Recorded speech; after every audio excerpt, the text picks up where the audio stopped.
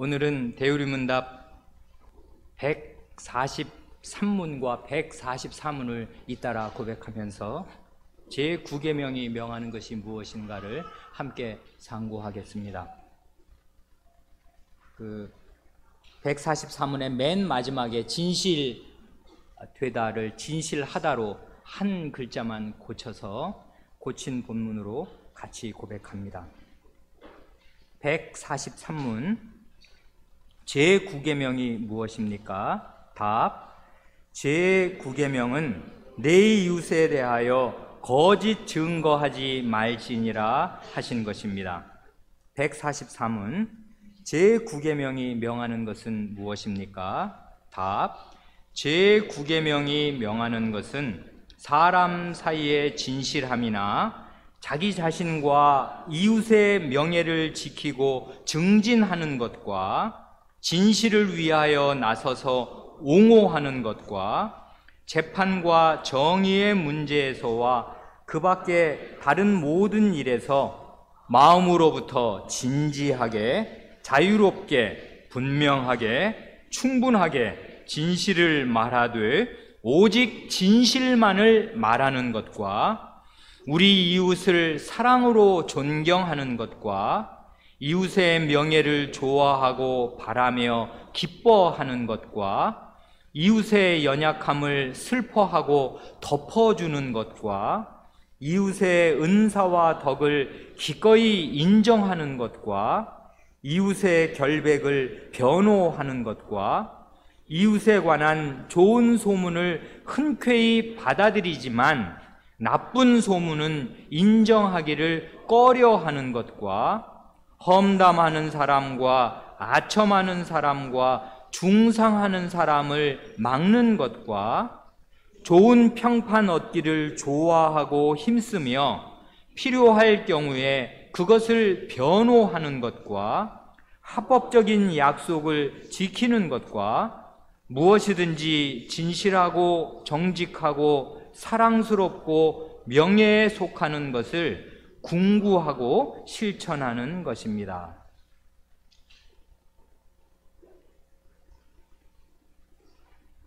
몇 차례 말씀드린 대로 하나님의 10마디 말씀인 10계명은 하나님께서 이 땅에 이룩하시려는 하나님 나라의 성격이 무엇인가를 잘 보여줍니다. 왜 하나님 나라의 성격이 그런가 하면 그 나라의 주인이시오 왕이신 하나님 자신의 성격이 그러하기에 그 하나님 나라의 성격이 또한 그러한 것입니다. 반대로 10계명은 사탄의 나라, 사탄이 왕으로 다스리는 나라의 성격이 무엇인지를 또한 아주 선명하게 보여줍니다. 5계명이 보여주는 부모를 공경하라시는 이 5계명이 보여주는 하나님 나라는 부모와 같은 자기 희생적인 사랑으로 맡겨진 사람들을 보호하고 양육하는 그런 사회입니다. 그리고 그런 부모의 권위를 정당하게 존중하는 사회입니다. 어제 치료회로 모여서 오늘 유아세례 받을 두 부모를 시문할 때 부모된 소감이 무엇인가를 물으니 이런 대답이 나왔습니다. 아, 무조건적인 사랑이 이런 것이구나. 하나님께서 나를 자녀로 사랑하신다고 할 때 이런 사랑으로 사랑하시는구나 하는 것을 새삼 느끼고 감격했다고 합니다. 이제까지는 머리로만 이해했던 사랑이 이 어린 자식을 앞에 놓을 때 아주 실감나게 느껴졌다고 했습니다. 바로 그것입니다. 이 5계명이 말하는 사랑의 권위가 어디서 온 것인가 할 때 두말할 나위 없이 하나님 자신에게서 온 것입니다. 그래 하나님께서는 그 이름조차 아버지이십니다. 자기를 부모로 제시하시면서 5계명을 지키라 하시는 것입니다. 반면에 사탄의 나라는 어떤 나라입니까? 이걸 부모된 입장에서도 생각할 수 있고 자녀된 입장에서도 생각할 수 있는데, 사탄의 나라는 5계명이 제시하는 하나님 나라와 정반대의 나라입니다. 부모된 입장에서 생각한다면 자기 희생적인 사랑이 아니라 갑질의 권위주의로 가득한 나라가 사탄의 나라입니다. 자녀된 입장에서 생각하면 정당한 권위에 대한 시기심과 불복과 저항이 있는 나라입니다. 이게 사탄의 나라입니다. 사탄이 하나님의 권위를 어떻게 대했는가 한번 생각해 보십시오. 그러니 모든 정당한 권위에 대한 불복종은 사탄적인 것입니다. 사탄으로부터 나오는 것입니다. 그 마음자리가 사탄과 일맥상통합니다. 사탄은 아무 저항할 이유조차가 없는 합법적이고 너무나 정당하고 자기 희생적으로 그 만드신 피조물을 대하시는 하나님의 권위에 불복하고 저항합니다. 하나님의 권위를 시기합니다. 그런가 하면 6계명, 살인하지 말라시는 이 계명이 보여주는 하나님의 나라는 다 아시는 대로 사람의 생명과 인격이 참되게 존중을 받는 그런 사회입니다. 사람의 생명과 인격이 존중받아야 할 가장 근원적인 근거는 하나님 안에 있고 하나님에게서 나옵니다. 왜냐하면 하나님 자신의 형상을 따라서 사람을 지으셨기에 그렇습니다. 그러니까 하나님을 떠나면 인간의 존엄성이 유지될 근거가 원천적으로 사라지는 것입니다.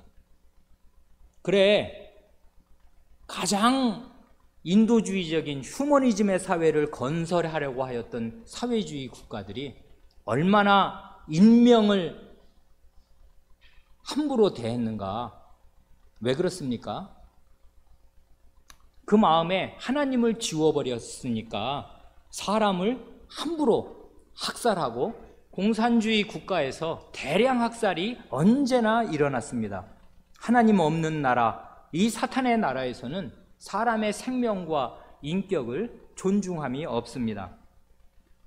그래, 사탄의 나라는 사람의 인격을 모독하며 파괴하는, 사람의 생명을 아끼지 않는 나라인데 귀신 들린 사람이 아주 단적인 이해가 됩니다.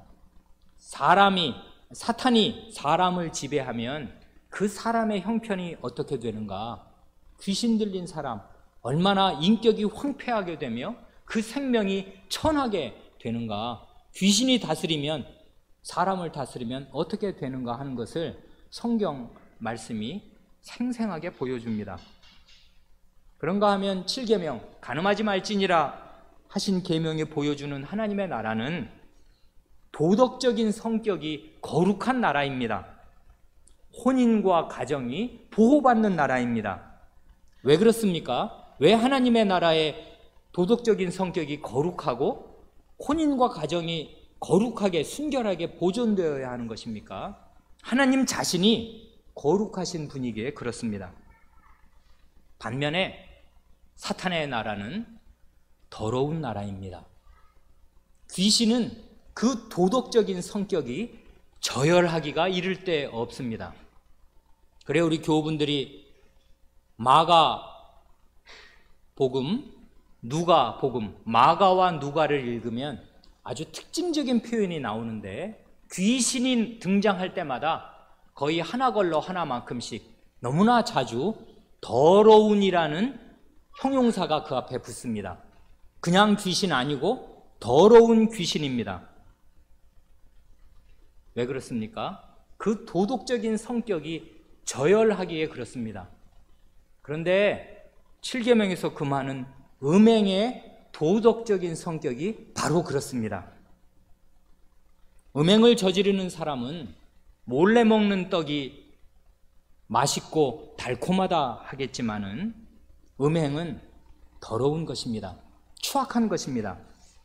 왜 음행이 더럽고 추악한가 하면 피해자들에게 씻을 수 없는 고통을 주는 그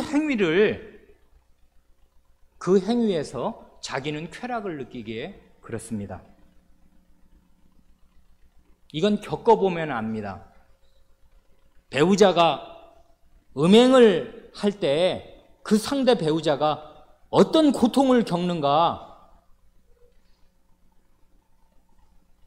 또한 자기들끼리 눈이 맞아서 좋아서 그러는데 무슨 피해자가 있으리야 하겠지만, 그를 낳아서 길러준 부모며 그의 인격과 그의 삶을 존중하고 아끼는 그의 친지들이며 그를 사랑하는 사람들이며, 가장 중요하게는 그를 이 세상에 내시고 기르신 그 순결하신 하나님께서 그가 음행을 행할 때 어떻게 큰 고통을 느끼시며 어떻게 큰 낭패감을 느끼시는가, 그 사실을 생각지 못하고서 남의 고통 위에서 자기가 쾌락을 느끼기에 음행은 저열한 것이고 추악한 것이고 더러운 것입니다.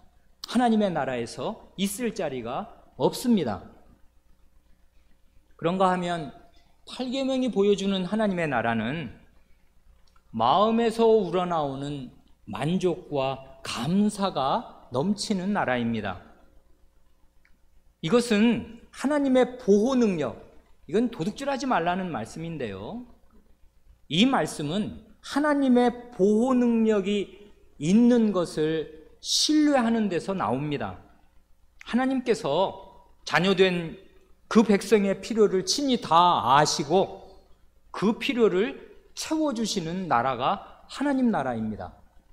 그러니 하나님 나라에서는 가난하게 살든 부하게 살든 대단히 만족하고 감사하는 마음이 있습니다.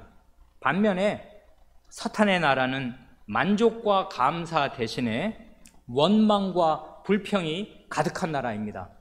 그래서 하나님 나라에서 쫓겨난 사람의 그 상태를 묘사하는 말씀이 슬퍼하며, 하나님 나라에서 쫓겨났으니까 당연히 슬퍼하는 건 당연한데, 이를 갈미 있으리라 합니다. 하나님 나라에서 쫓겨난 사람들의 최종 처할 상태는 슬퍼할 뿐 아니라 이를 가는 것입니다. 분노와 불평과 원망이 있습니다. 그렇게 영원히 살 것입니다. 사탄의 나라의 특징이 그렇습니다.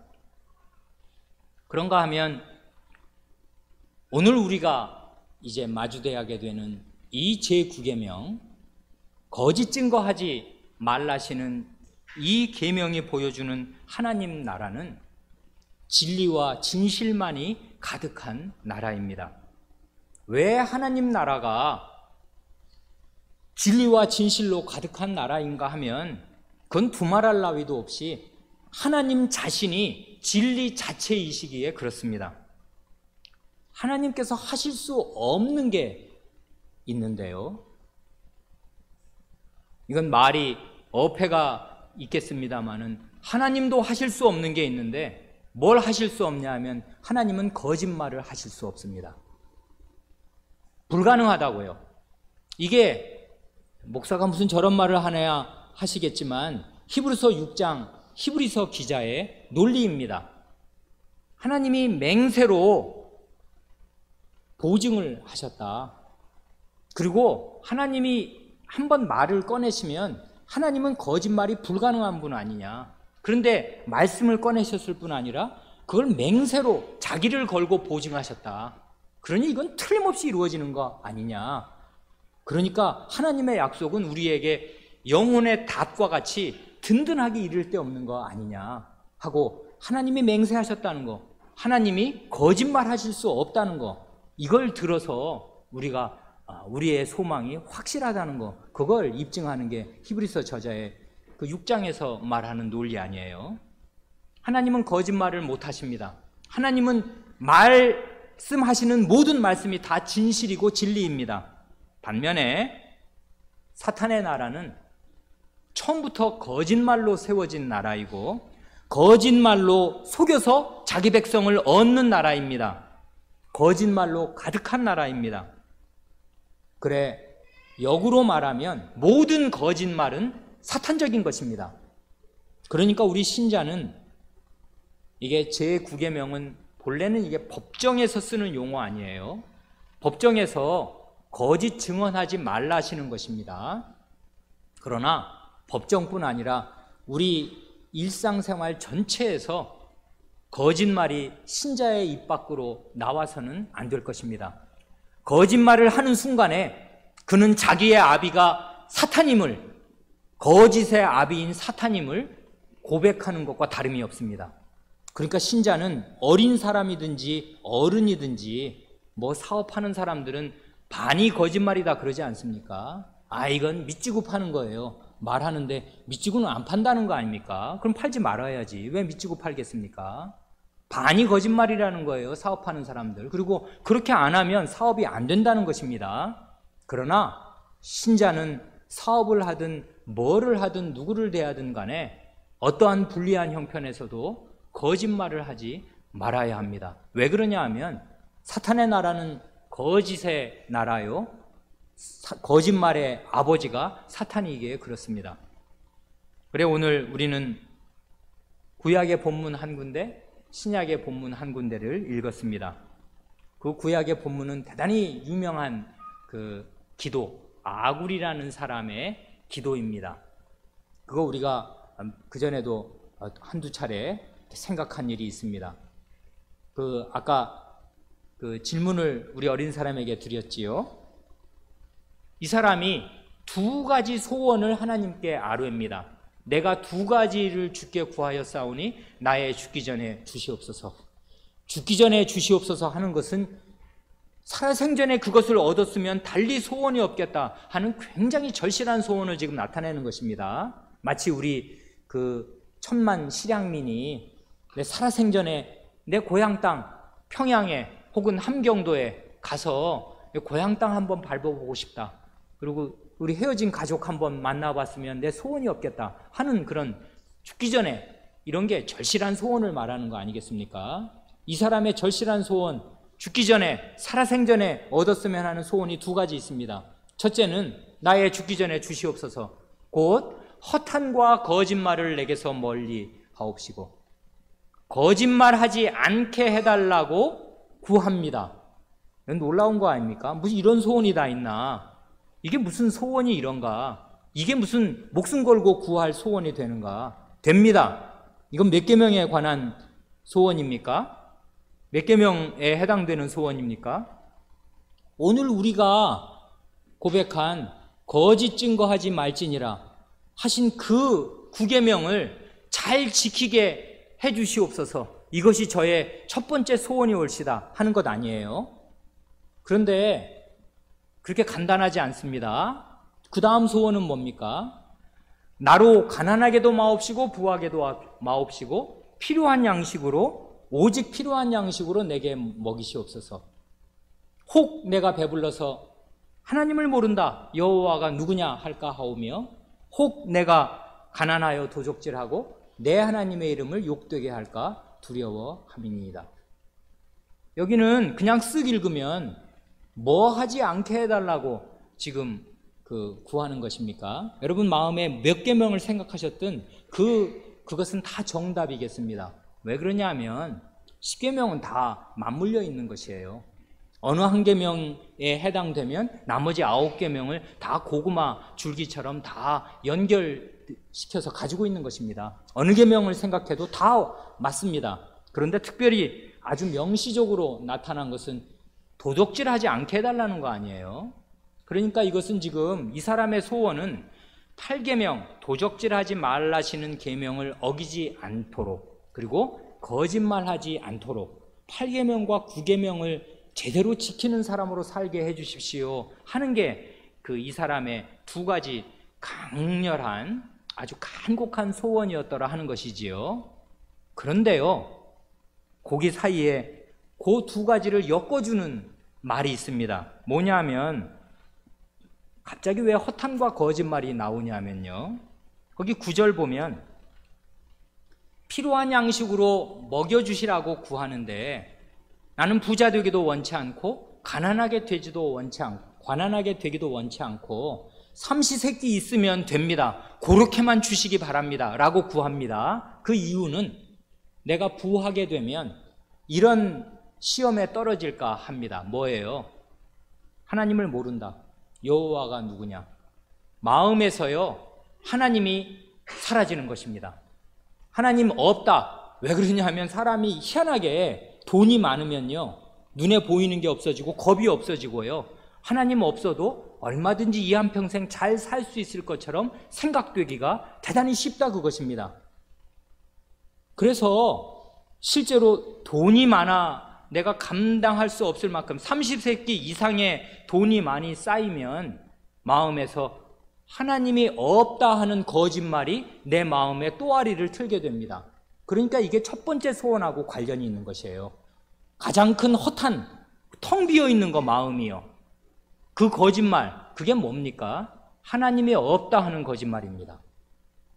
하나님이 없다. 난 하나님 모른다. 하나님 여호와가 누구냐? 있어도 그만, 없어도 그만이다. 라는 마음자리에 들어가지 않도록, 그게 왜 그러냐면 가장 큰 거짓말이기에 그렇습니다.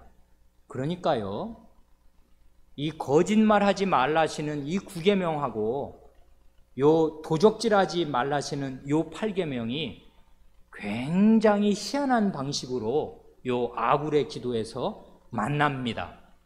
그러니까 계명은 잘 우리가 깊이 생각하지 않아서 그렇지, 가만히 생각하면 그 미로에서요, 땅 밑에서 이렇게 저렇게 연결되고 만나는 것입니다.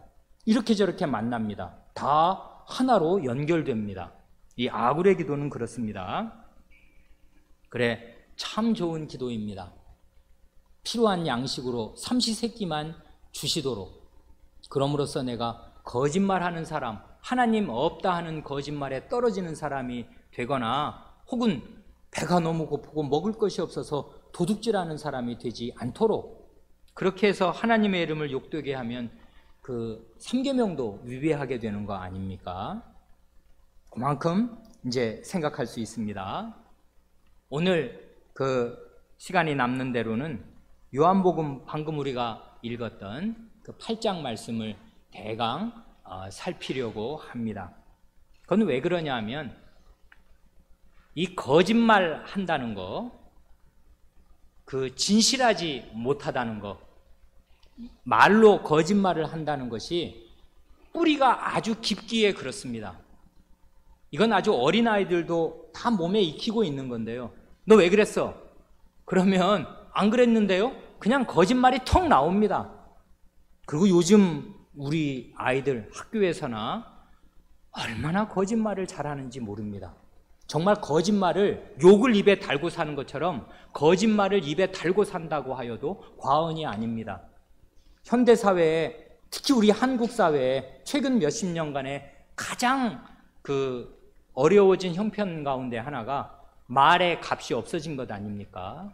예전에는 남아 이런 중천금, 그건 여성이라도 마찬가지겠습니다만은 남자의 한마디는 천금의 무게, 천금의 값어치가 있다, 이런 말이 통용되었습니다. 그러니까 내가 말을, 영어도 그렇지 않습니까? 말을 준다, 이게 약속한다는 말 뜻입니다. 영어 표현이 말이에요. 약속하는 게 내가 말을 주는 것입니다. 내가 말을 했으면 그게 약속이고 그걸 지킵니다, 이런 뜻이란 말이에요.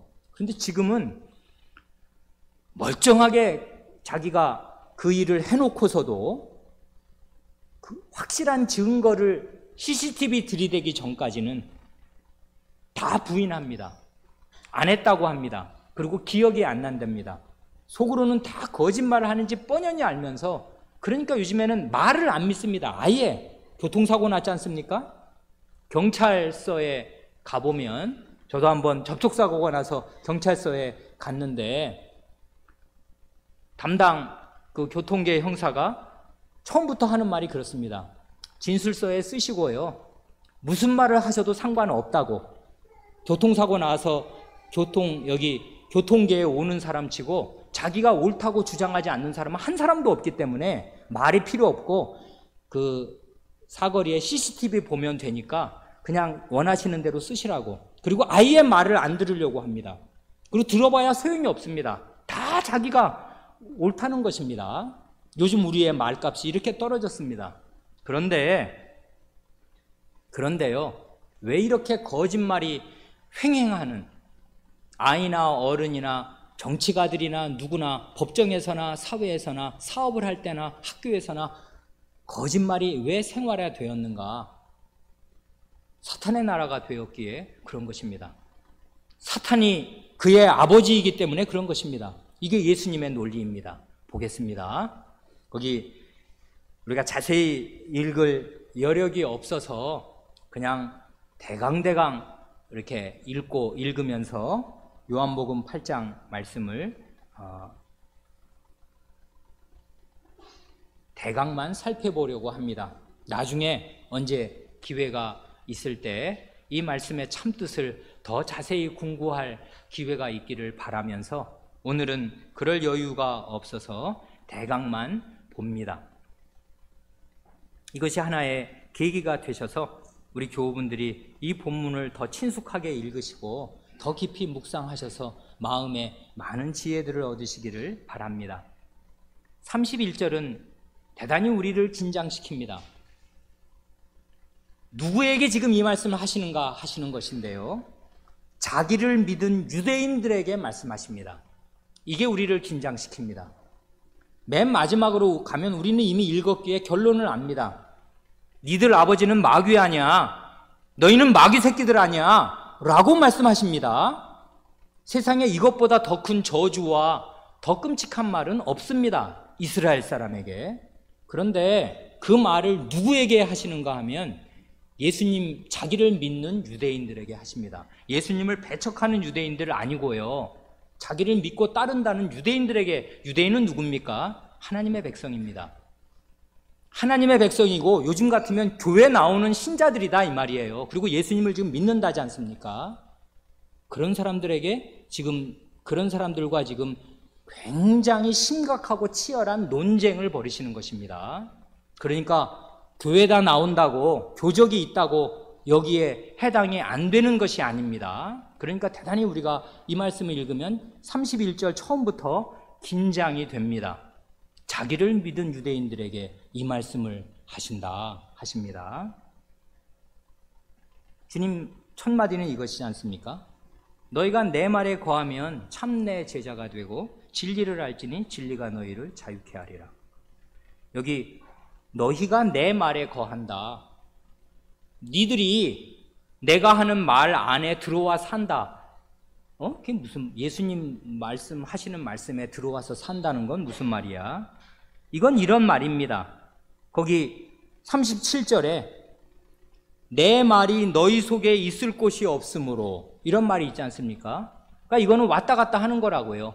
뭐냐면 내 말이 너희 속에 있을 곳이 없으므로는 거할 것이 없으므로 해도 되지 않습니까? 그러니까 예수님의 말씀이 우리 속에 거하나 우리가 예수님의 말씀 안에 거하나 그 두 가지는 서로 바꿔 쓸 수 있는 말이다, 그것입니다. 그러니까 우리 마음 안에 예수님의 말씀이 들어와 살든 내가 예수님의 말씀 안에 들어가 살든 그것은 서로 같은 것입니다. 그러니까 너희가 내 말에 거하면, 내 말에 들어와 살고 거꾸로 내 말이 너희 마음 안에 들어가 살면 어떻게 되냐면 진리를 알게 된답니다. 왜 그렇습니까? 내 말, 예수님의 말씀이 진리이기 때문에 그렇습니다. 진리를 알면 어떻게 되냐면 자유하게 됩니다. 그럼 이 말을 뒤집으면 어떻게 됩니까? 예수님의 말씀 안에 거하지 않으면 진리를 모르게 되고, 진리를 모르게 되면 종으로 산다 그 말입니다. 유대인들이 바보 같은 사람들이 아닙니다. 요 말만 했는데 예수님의 말의 의취를 정확히 알아들었습니다. 니들이 내 말 안에 거하면 진리를 알게 되고 진리를 알면 진리가 너희를 자유하게 할 거야 하니까 대뜸 이렇게 반문하고 반발합니다. 우리가 자유하게 된다고? 우리는 아브라함의 자손이야. 남의 종 된 적이 없는데 무슨 자유? 우리는 지금 충분히 자유로워. 이렇게 얘기합니다. 예수님의 말씀을 제대로 알아들은 것이에요. 이 사람들이 지금 반박도 논리를 알아들어야 반박을 할 거 아닙니까? 제대로는 알아들었습니다. 진리를 모르면 종노릇하게 되고 자유란 없는 것이다 라는 의추를 담아서 이렇게 말씀하시니까 우리는 종 아닌데? 라고 얘기합니다. 아브라함의 자손이랍니다. 이 말이 맞는 말입니까? 아브라함의 자손으로서 우리는 남의 종 된 적이 없습니까? 역사적인 사실에도 부합하지 않고 현재 이 말을 하고 있는 이 사람들 상태에도 맞지 않습니다. 아브라함의 자손이 왜 종 된 적이 없습니까? 애굽에서 400년 동안 살 때 뭐 하고 살았습니까? 바벨론에 끌려갔을 때는 뭐 하고 살았습니까? 그리고 지금 이 사람들 로마에 대해서 어떤 처지에 있습니까? 로마 식민지입니다. 로마 군병이 와서 오리를 가라 하면 가야 합니다. 식민지라고요. 무슨 종된 일이 없어요. 그런데 이 사람들 뻔뻔합니다. 이렇게 말합니다. 그러니까 근데 예수님께서는요, 너희들은 지금 예수님이 정치적인 자유, 뭐 어디 속국된 거 없는 거 그런 얘기를 하신 것이 아닙니다. 그 뒤에 보면 예수님의 말씀은 더 깊은 차원을 가지고 지금 하시는 말씀인 걸 금세 알게 됩니다. 예수님이 이렇게 말씀하십니다. 34절, 진실로 진실로 너희에게 이르노니 죄를 범하는 자마다 죄의 종이라. 예수님은 지금 하나님 앞에서 죄를 범하면 어떻게 되냐면 사람이 죄를 지을 때는 자기가 죄를 짓는다고 생각하지 않습니까? 그건 뭐 어떻게 보면 당연하죠. 자기가 죄를 짓는 거니까. 간음을 해도 내가 하는 것이고 살인을 해도 내가 하고 도둑질도 내가 합니다. 내가 죄를 짓는다고 생각합니다. 그 말이 맞습니다. 그래서 죄의 책임이 내게 있는 것 아니겠습니까? 그러나 죄를 범하면 어떻게 되냐 하면 이게 희한한 건데요. 죄가 주인이 되고 내가 죄의 종이 됩니다. 그러면 어떻게 되냐면요. 종은 원래 주인이 명하는 대로 해야 되는 존재 아닙니까? 그 다음부터는 그 다음이 문제인데요. 죄의 종노릇하게 됩니다. 그러니까 자유가 없어요. 죄를 안 지을 자유가 없습니다. 이게 아주 특징적인 것입니다. 사람이 한 번 죄를 지으면 그 다음부터는 영원히 죄를 짓게 됩니다. 죄를 안 짓고 싶어도 죄를 안 지을 수가 없게 됩니다. 이게 아주 굉장히 두려운 사실이라고요. 사람은 아예 이런 존재로 태어나는 것이에요. 죄를 안 지을 수가 없는 죄의 종된 위치로 태어납니다. 그래 계속 죄를 짓습니다. 자기가 주인으로서 죄를 짓는 게 아니라 죄가 너 내가 시키는 대로 해. 이대로 하라고. 그래서 계속 죄를 짓습니다. 이게 바로 로마서 6장의 논리와 똑같은 것 아닙니까? 죄가 죄인의 주인입니다.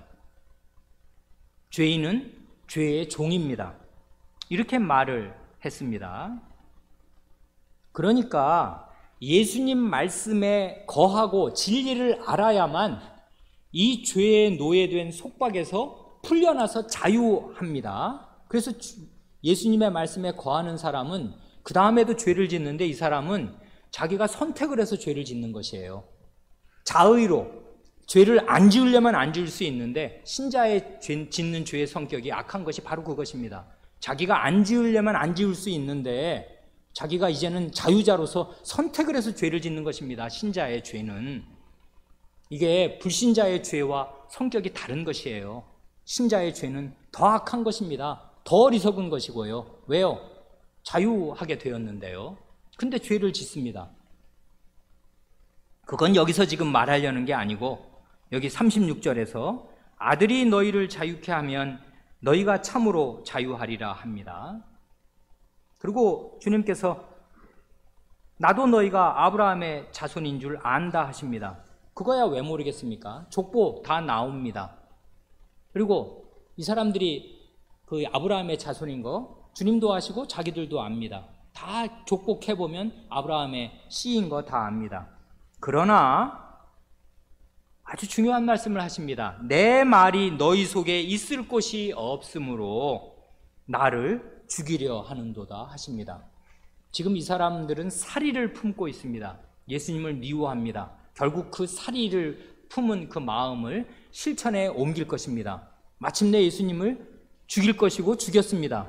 그런데 그러기 전에 주님께서 미리 말씀하시는데, 그런 주님을 죽이는 하나님의 아들을 살해하는 그 근본적인 이유와 원인이 뭐냐면, 내 말, 진리를 마음에 너희가 담을 수가 없고 진리 안에 거하지 않고 있기에 죄의 종으로서 그 일을 한다, 그것입니다. 그리고 여전히 계속 그 자기의 말에 대해서 변호하십니다. 38절이 그거지 않습니까? 나는 내 아버지에게서 본 것을 말하고 나는 말합니다. 근데 그 말은 자기 아버지에게서, 내 아버지, 예수님의 아버지에게서 본 것을 말합니다. 그리고 너희는 너희 아비에게서 들은 것을 행한다 하십니다. 나를 죽이려고 하는 그 행동 말이에요. 그랬더니 유대인들이 다시 반발합니다. 우리 아버지는 아브라함이라. 아까도 그렇게 말했지 않습니까? 33절에서 우리가 아브라함의 자식이라. 이번에는 우리 아버지는 아브라함이라 하니 예수께서 가라사대, 맨 처음에는 예수님이 나도 너희들 아브라함의 자손인 거 안다 그러셨지 않습니까? 근데 두 번째 우리가 아브라함의 자손이고 우리 아버지는 아브라함이라 하니까 주님께서 이제는 가만두어서는 안 되겠다 생각하신 것 같습니다. 예수님께서 이렇게 반박하십니다. 너희가 아브라함의 자손이면 아브라함 따라 그 아버지의 그 아들이니까 네 아버지처럼 아브라함처럼 해야 되는데 아브라함의 행사를 할 것이오늘 지금 하나님께 들은 진리를 너희에게 말한 사람인 나를 죽이려 하는도다. 아브라함은 이렇게 하지 아니하였느니라.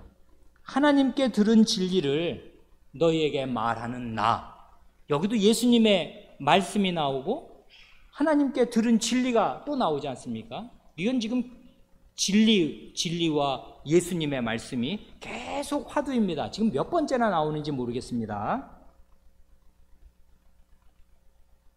아브라함은 이렇게 하지 아니하였느니라 하시고 41절 너희는 너희 아비의 행사를 하는도다 하십니다. 여기 38절에서도 너희는 너희 아비에게서 들은 것을 행한다. 41절에서도 너희는 너희 아비의 행사를 한다. 지금 니네 아버지 따라 너희도 하는 거 아니야 하고 주님께서 두 번이나 말씀하시니까 우리 아버지는 아브라함이야 라고 두 번을 대답했던 이 유대인들이 그거 가지고는 안 되겠는지 말을 바꿨습니다. 대답하되 우리가 음란한 데서 나지 아니하였고 아버지는 한 분뿐이시니 곧 하나님이시로다 합니다. 이제 나올 말이 다 나왔습니다. 우리 아버지는 아브라함이라는 말을 두 번 했는데 주님께서 족족 반박을 하시면서 아버지가 아브라함이야? 그럼 아버지 하는 대로 해야 되는데 아브라함은 이렇게 안 했는데 너희는 너희 아버지 따라 행해서 나를 죽이려고 하는데 이렇게 하면서 너희 아버지대로 너희는 지금 하려고 하는 거 아니야? 라고 주님을 믿는 유대인들에게 지금 말씀하시는 것입니다. 그랬더니 유대인들이 드디어 말합니다. 아니, 우리 아버지는 하나님 한 분뿐이시다. 하나님 한 분 하나님이 우리 아버지시다 말합니다. 교회에 나오시는 성도 여러분, 다 하나님 아버지라고 기도하실 것 아니겠습니까?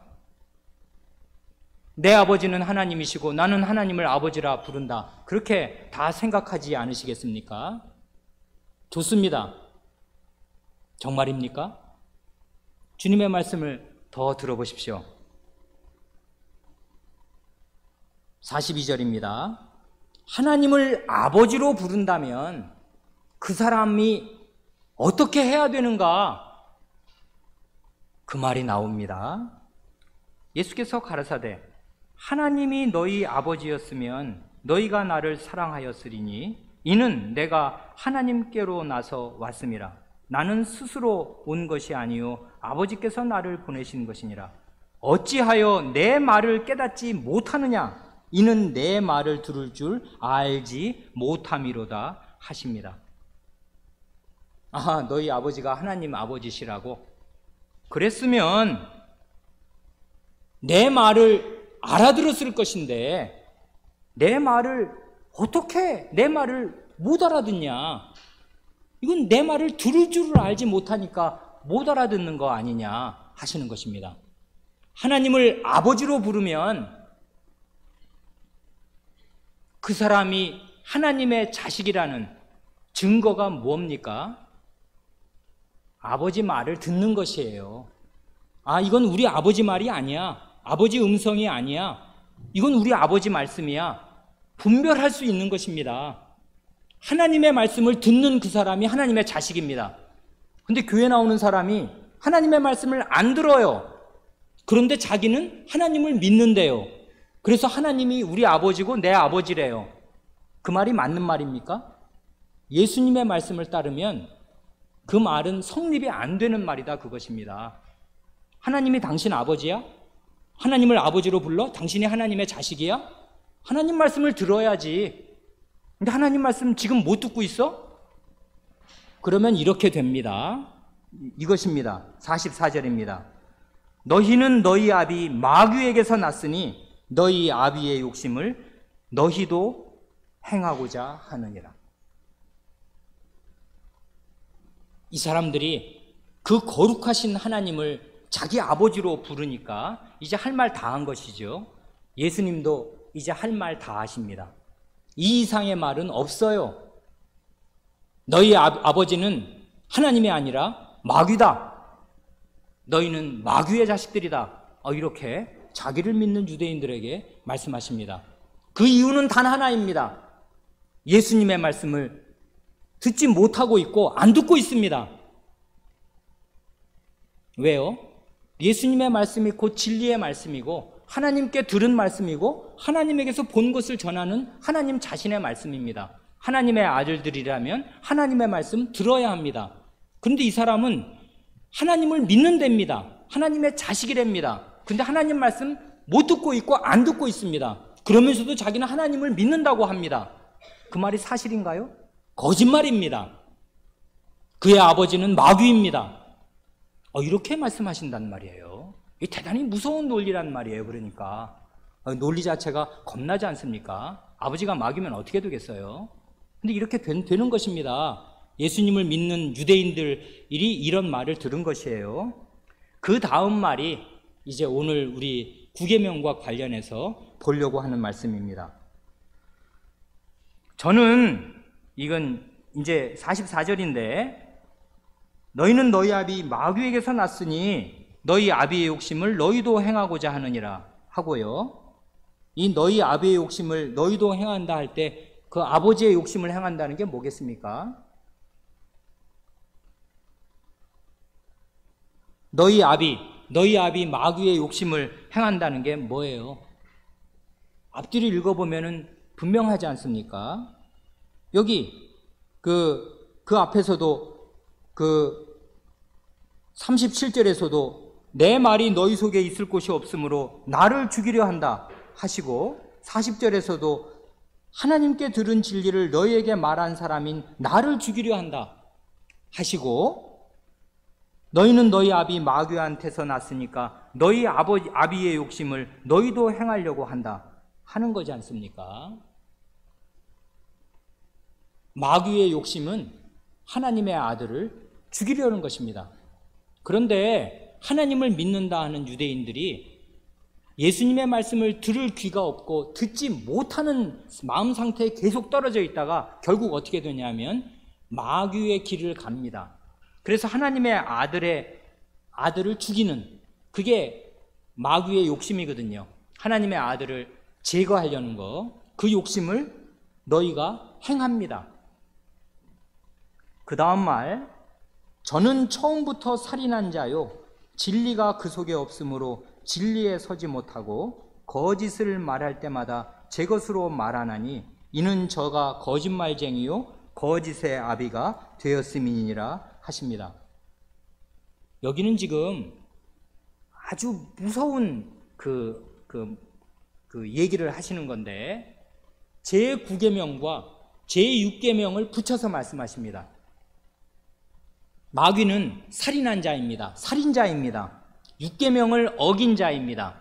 그런데요, 어떻게 해서 6계명을 어기게 됐냐 하면 마귀가 무엇을 무기로 해서 육계명을 어겼냐 하면 구계명에 나오는 거짓말을 무기로 해서 살인하게 되었습니다.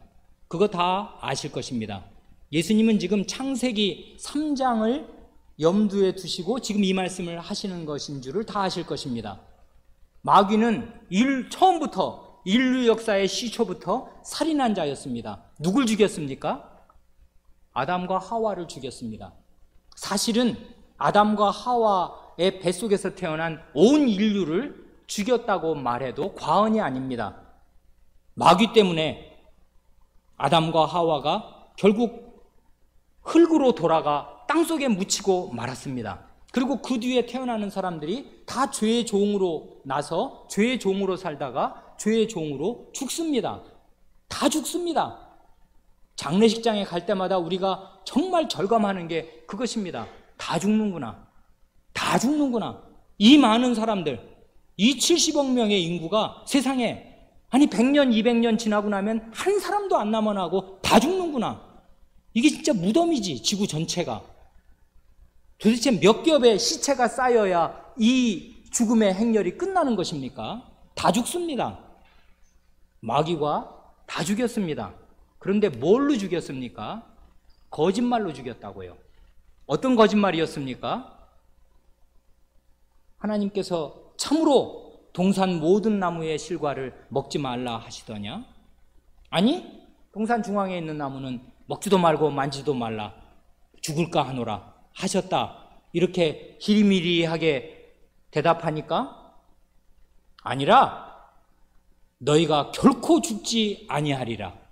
그것을 먹으면 하나님과 같이 되어 선악을 분별하는 지혜가 있게 될 줄을 하나님이 아시고 시기해서 먹지 못하게 하신 것이라 하는 요 새빨간 거짓말로 하와 아담을 죽게 만들었습니다.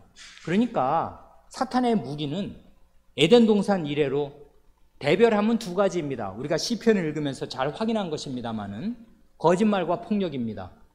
거짓말이 통할 때는 거짓말로 합니다. 그러니까 거짓말이 결코 이게 간단한 죄가 아니에요.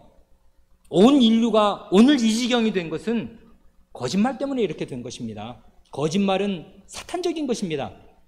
거짓말은 살인 무기입니다. 하와를 겁박한 것이 아니에요. 요즘 무슨 강간 치사범들이 하듯이 무슨 칼 들고 위협한 것 전혀 아닙니다. 새치 혀로, 뱀의 혀로, 뱀의 입으로 그냥 몇 마디 말을 했을 뿐이에요. 길게 말한 것도 아닙니다. 두어 마디 했습니다. 그 거짓말로 온 인류를 죽음에 빠뜨렸습니다. 그러니까요, 살인하지 말지니라 하는 말씀이 대단히 위중한 말씀이 되는데 거짓말하지 말라, 거짓 증거하지 말라는 말씀이 살인하지 말라는 말씀보다 더 가벼운 명령이 되는 것이 아닙니다. 거짓말의 뿌리는 사탄에게 다 있어요. 사탄이 거짓말로 처음 살인한 자가 되었습니다. 이 자는 진리가 그 속에 없습니다. 진리가 없어요. 사탄에게는 진리를 이미 떠났습니다. 그래서 이 자는 근데 말을 합니다. 말을 하면 족족 다 거짓말입니다. 그러니까 한마디도 참말이 없어요. 사탄은 다 거짓말입니다. 그래, 거짓말을 할 때마다 제 것으로 말합니다. 근데 예수님의 말씀에 특징이 있어요. 예수님이나 성신님은 자기 말을 하지 않습니다.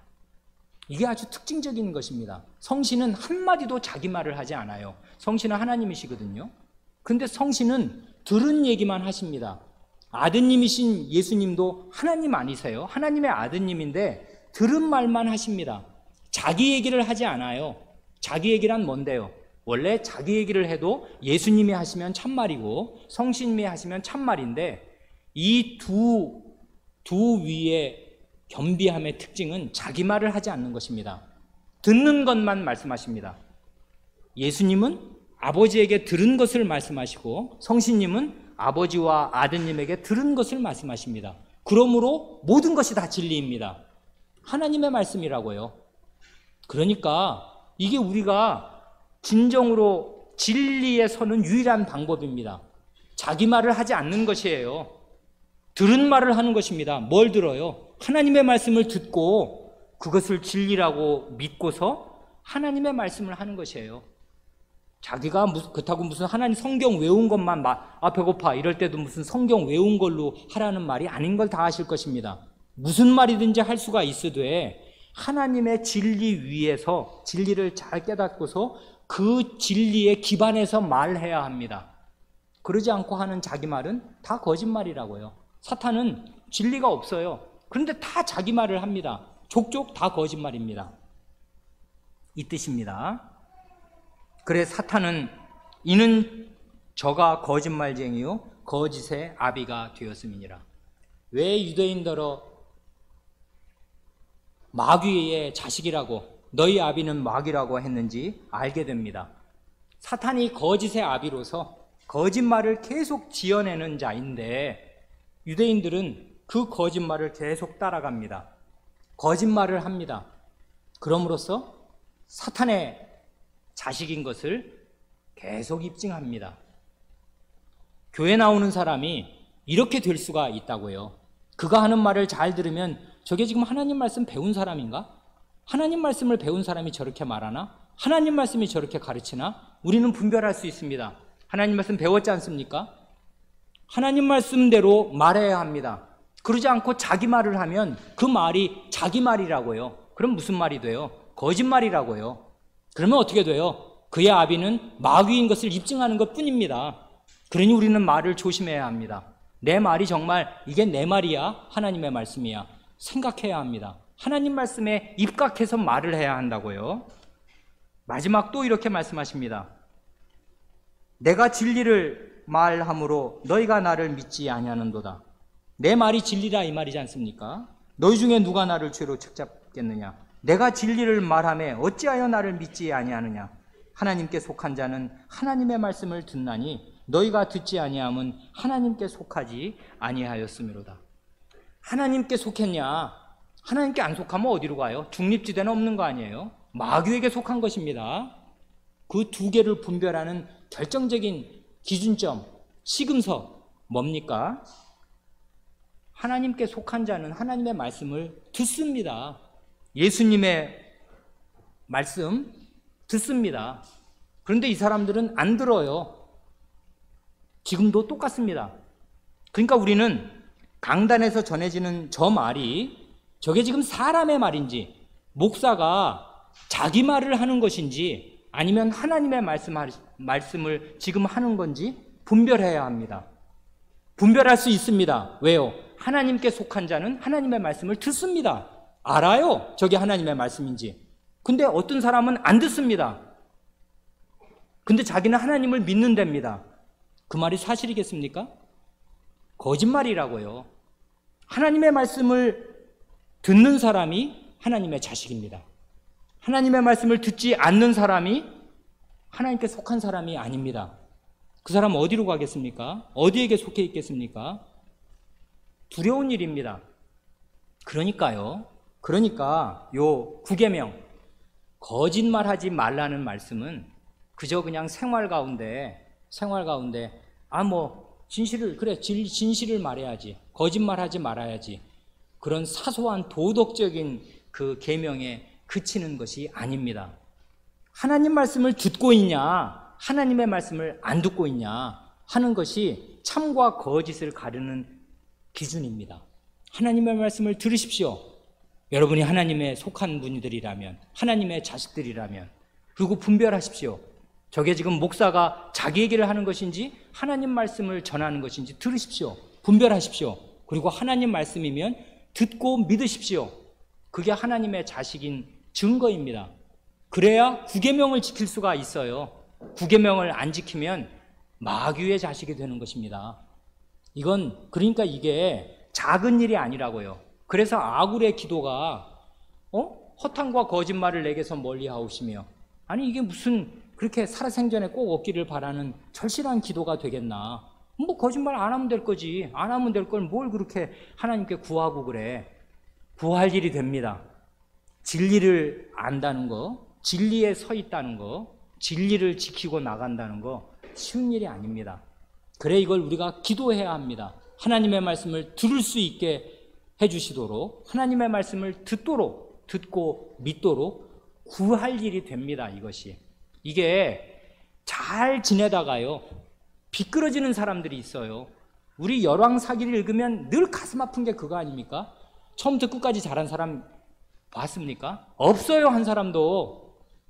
그러니까 우리가 그 하나님의 말씀이 우리에게 들려올 때마다 내가 하나님 말씀 듣는 자리에 있나, 듣는 사람인가, 안 들으면 어떻게 할 건가 잘 생각해야 합니다.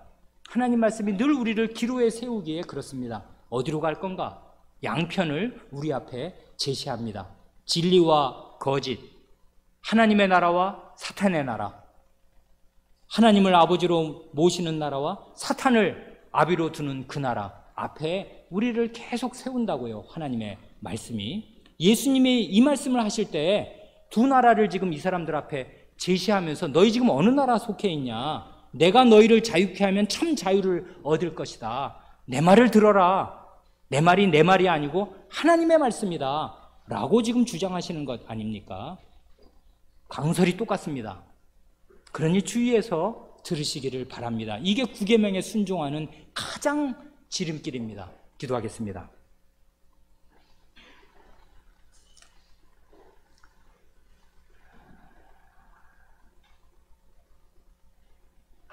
하나님 아버지, 거짓 증거하지 말고 거짓말하지 말며 참말을 하라고 저희에게 명하시온데 저희는 날 때부터 죄의 종으로 난고로 본래는 저희 아비의 욕심을 행하던 자들이요 진리를 거부하고 배척하며 시기하고 적대하는 하나님과 이웃을 미워하는 성향이 뿌리 박힌 자들로서 진리를 제대로 따라갈 수가 없는 자들임을 자백하옵니다. 그러나 이제 하나님의 복주심이 있어서 우리 주 예수 그리스도의 말씀을 들을 줄을 알게 되었사오며 그리스도의 말씀을 마음에 담은 사람들이 되었사오나 저희가 어디까지 이르렀든지 계속 하나님의 말씀을 듣는 데 주의할 수 있게 하여 주시옵소서. 유대인들이 심지어 성경을 다 외우고 구약성경 모세오경을 원문으로 외우며 그것을 가르치고 배우며 하나님 나라 백성이라는 자부심에 절어 살았사오나 참된 하나님의 말씀이 들려올 때 그 말씀을 배척하고 따르지 아니하므로 그들의 참 아비가 누구인지를 다 드러내고 말았사오며 나중에는 행동으로도 드러내고 말았사오니 이것이 저희에게 커다란 반면교사가 되게 하여 주시옵소서. 저희가 무엇을 배웠든지 어디까지 이르렀든지 만족하지 않게 하시고 하나님의 말씀을 계속 붙잡게 하시며 하나님의 진리가 들려올 때 그것이 하나님의 진리인지 사람이 자기 말을 하는 것인지 분별할 수 있게 하시고 하나님의 말씀이 바르게 전해질 때 그 말씀을 듣고 순종하는 자리에 늘 있게 하여 주시옵소서. 우리 구주 예수님의 이름으로 기도하옵니다. 아멘.